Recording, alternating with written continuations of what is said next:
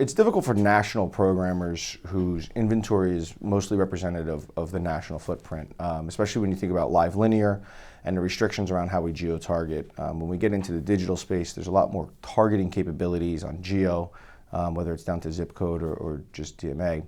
What we've been able to do is take advantage of partnerships and extended sales forces. Obviously, we have our core business that's operated by our sales team, which sells across linear, set-top box VOD, as well as in the on-demand digital platform.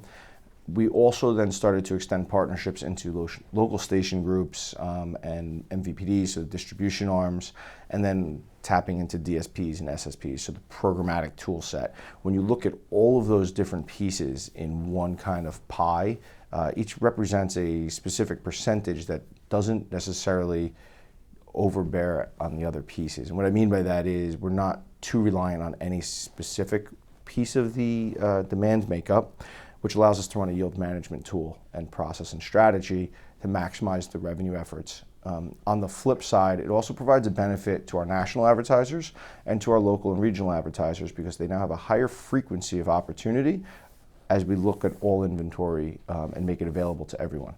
Lastly, but most importantly, it also helps the user experience. Now there's a frequency of ads that went for 100 advertisers in a given month to now 1,000 or 5,000 or 10,000. And that gets kind of split out across the different DMAs and the regions, obviously, but what we're doing is limiting the amount of repetitive ads that someone may see while they're enjoying our content in a time-shifted on-demand experience, but also allowing for the continuous opportunity on the advertiser side to repeat that message where necessary and operate within their frequency. So, Jason, not to get too deep in the ad ops, but how do you work with like local station group platforms like TEGNA?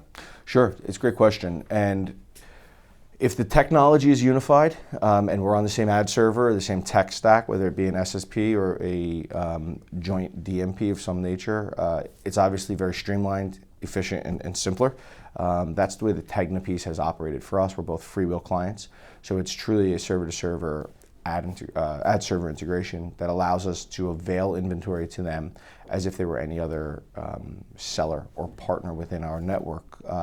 In some other capacities, we have had to use programmatic type capabilities like deal ID structure or setting up different deal terms and deal execution styles. But for the most part, when it's server to server, it's a very simplified, efficient process, and we get to wipe out discrepancies, which has been the bane of digital. So that's great. And how is the demand side changing? I mean, in other words, the brands, advertisers, what are you seeing? What is exciting to you in terms of sort of playing in this new programmatic marketplace?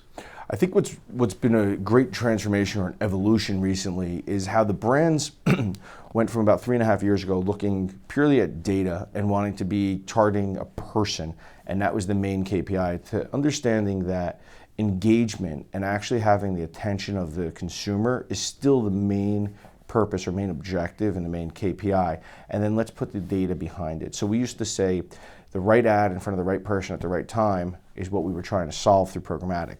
We've expanded upon that and said it's the right ad in front of the right person at the right time, and they have to be paying attention and engaged. So if we think about a connected TV environment or time-shifted appointment viewing, someone is in the comfort of their own living room, they're relaxed and enjoying a full episode type content. So it's the right environment to have your brand associated. They're gonna have brand recognition, they're gonna have brand recall and things of that nature. So what I'm excited about is that brands and advertisers are starting to lean in more on that notion of making sure the environment and the engagement driven by content and context matter, and then using the data and other elements to, I guess, build upon that rather than using the data as the number one core mechanism.